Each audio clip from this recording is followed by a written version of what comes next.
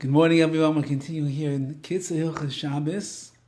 Today is a very short little chapter over here called Meleches ZOREH or ZOREH. This is the Malacha of ZOREH, which means winnowing. Now, what is winnowing? He's going to explain. Achar disha, after you do the threshing, which is everything we've been speaking about before this, Zorim hatevu lahafrid hagarinim min. So what would they do then in the next step of the process over here, preparing everything for the flour that they had to make? So after the threshing, then they would winnow the tevuah, the produce, in order to be mafri, to separate the seeds from the chaff, shemorba, that are mixed in together with it. V'hainu, so what would they do? Shezarkim hagirin l'ruach, they would throw the seeds into the wind. And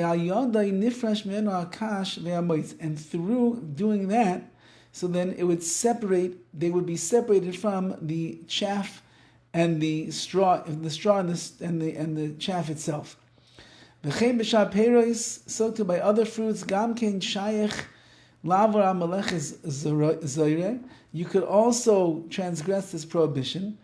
Therefore, beans or nuts, peanuts or the like, ego is a dummy called peanuts, that are mixed together with their psilis, with their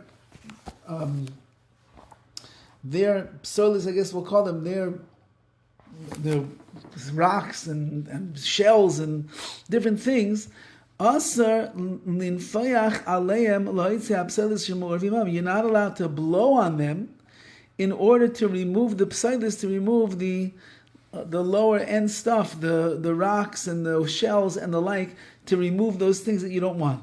Because if you do that, you're doing what's called ZOREH. You are now winnowing in this particular case.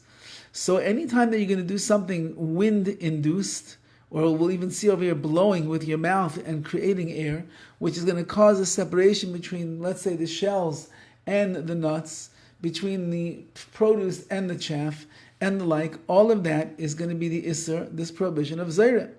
Yesh machmir, there are those that are machmir, that are very stringent in this area.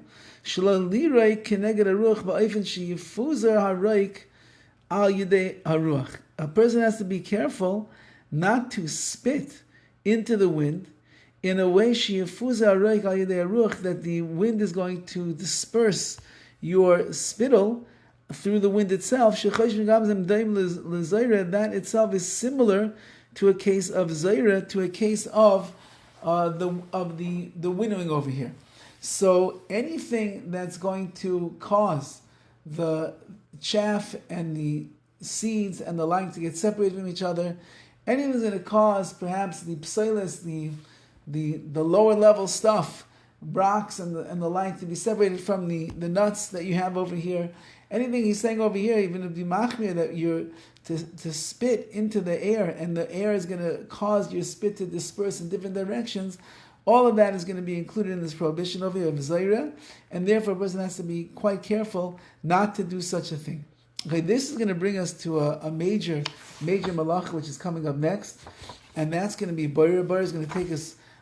Boreh is going to be really, it's the act of separating things. It's going to take us a while to get through that. There's a lot of details, a lot of practical cases where this halacha is going to play itself out. So stay tuned in Yetz Hashem, as tomorrow we begin the malacha of boreh, of separating, and we're going to go through that well, be'ez Hashem, because you'll realize as we go through it so many times on Shabbos, not only in the kitchen, but in many other areas of our Shabbos observance, this malacha of boreh is going to come up.